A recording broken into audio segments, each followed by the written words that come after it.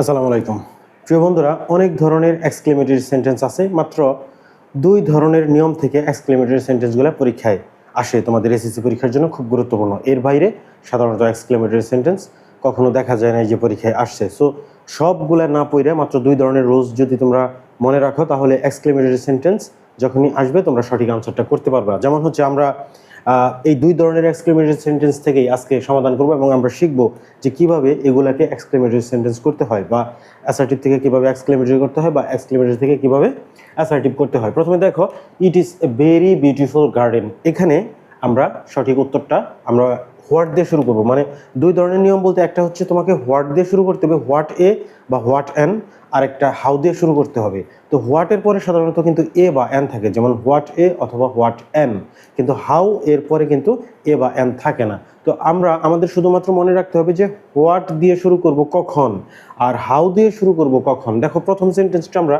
What দিয়ে শুরু করব। যেমন আমরা বলবো যে হোয়াট এ যেহেতু আছে আমরা বসাবো হোয়াট এ, তারপরে হচ্ছে অ্যাডজেক্টিভ থেকে শুরু করে বাকি অংশ, অর্থাৎ হোয়াটের পরে অ্যাডজেক্টিভ থেকে শুরু করে বাকি অংশ। Beautiful garden, BEAUTIFUL, beautiful garden, what a beautiful garden. এবং ভেরি, সাধারণত মানে ভেরি বা গ্রেট যখন থাকবে, এই ভেরি বা গ্রেট উঠে যাবে সেন্টেন্সের মধ্যে। ভেরি বা গ্রেট এই দুইটার যেটাই থাকবে সেন্টেন্সের মধ্যে থেকে এটা বাদ যাবে। হোয়াটের পরে হচ্ছে বিউটিফুল গার্ডেন লিখলাম আমরা, অ্যাডজেক্টিভ থেকে শুরু করে বাকি অংশ বিউটিফুল গার্ডেন, এবং তারপরে বসবে, লাস্টে বসবে সাবজেক্ট এবং ভার্ব। সাবজেক্ট হচ্ছে ইট, ভার্ব ইজ, তাহলে ইট ইজ আমরা বসাবো it is. Note of exclamation তো দিতেই হবে।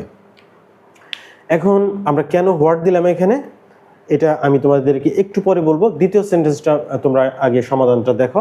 The garden is very beautiful. এইখানে আমরা হাউ দিয়ে শুরু করবো, হাউ।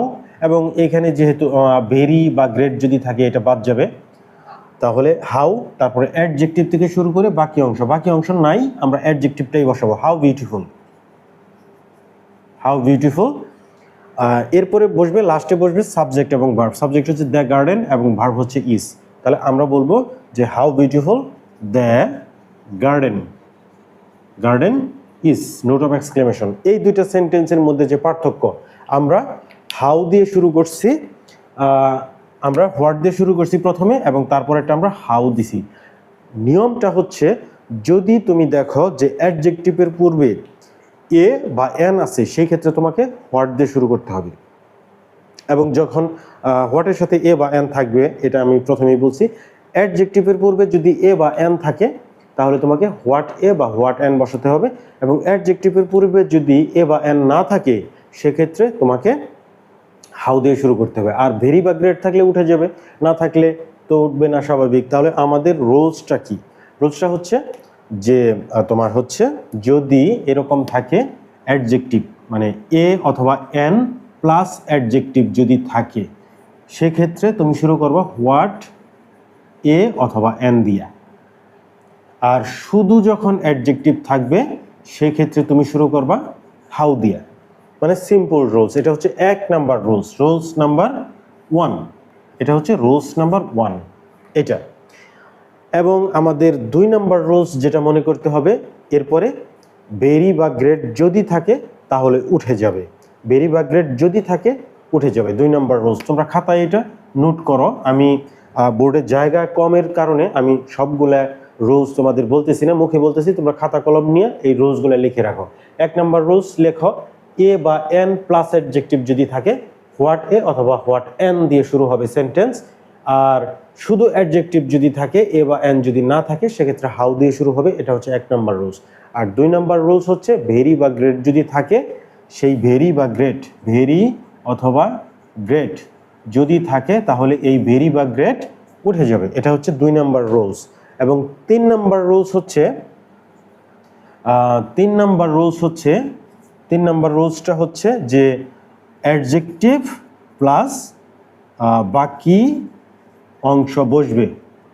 ঠিক আছে? 3 নাম্বার রুলস হচ্ছে অ্যাডজেক্টিভ প্লাস বাকি অংশ বসবে। অ্যাডজেক্টিভ সহ তারপরে যা কিছু থাকে, যত কিছু থাকে। আর যদি শুধু অ্যাডজেক্টিভ থাকে আর যদি কিছু না থাকে তাহলে তো অ্যাডজেক্টিভ বসবে, আর কিছু বসবে না। এবং 4 নাম্বার রুলসটা হচ্ছে সাবজেক্ট প্লাস ভার্ব বসবে, 4 নম্বর রুলস। এবং 5 নম্বর রুলস হচ্ছে নোট অফ এক্সক্লেমেশন, এটা কিন্তু দিতে হবে, এটা খুব গুরুত্বপূর্ণ, যেহেতু এক্সক্লেমেটরি সেন্টেন্স, এটা হচ্ছে এক্সক্লেমেটরি সেন্টেন্সের একটা মানে হচ্ছে চিহ্ন, বা এটা না দিলে হবে না কিন্তু। এই জন্য আমি 5 নম্বর রুলস, তোমরা এই 5টা রুলস তোমরা মনে রাখবা। সো তাহলে আবার রুলসটা একটু আলোচনা করি আমি।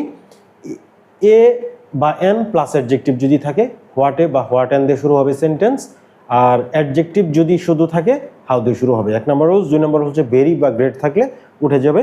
3 নম্বর রুলস হচ্ছে অ্যাডজেক্টিভ প্লাস বাকি অংশ বসবে তখন সেই জায়গায়, তারপরে 4 নম্বর রুলস হচ্ছে সাবজেক্ট এবং ভার্ব বসবে। 5 নম্বর রুলস হচ্ছে নোট অফ এক্সক্লেমেশন বসবে।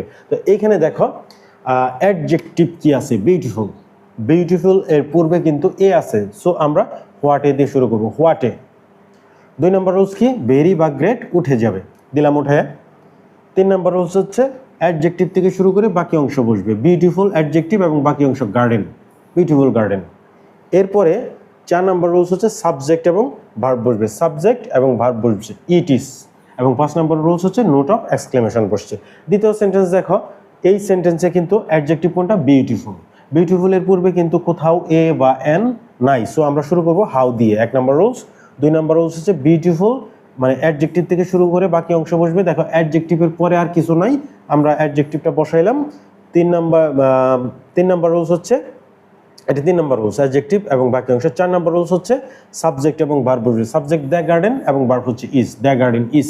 এবং 5 নম্বর রুলস হচ্ছে নোট অফ এক্সক্লেমেশন। তাহলে সেন্টেন্সগুলো কিন্তু আমাদের হয়ে গেল। জাস্ট এই 2টা রুলস তোমরা মনে রাখবা, এই 2টা রুলস থেকে সবসময় পরীক্ষায় আসে, এসএসসি পরীক্ষায়।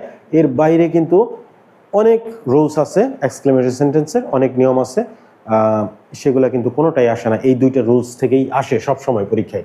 এবং একটা বা 2টা তো থাকবেই, 2টা না থাকলে একটা তো থাকবেই, মাস্ট। এখন 3 নম্বর সেন্টেন্স দেখো, it is very charming to look at.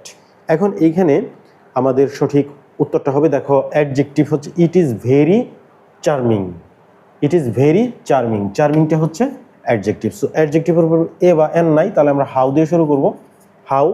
তারপর হচ্ছে আমরা অ্যাডজেক্টিভ থেকে শুরু করে বাকি অংশ বসবো, হাউ চার্মিং, হাউ চার্মিং মানে বাকি অংশ হচ্ছে two look at, two look at, how charming to look at.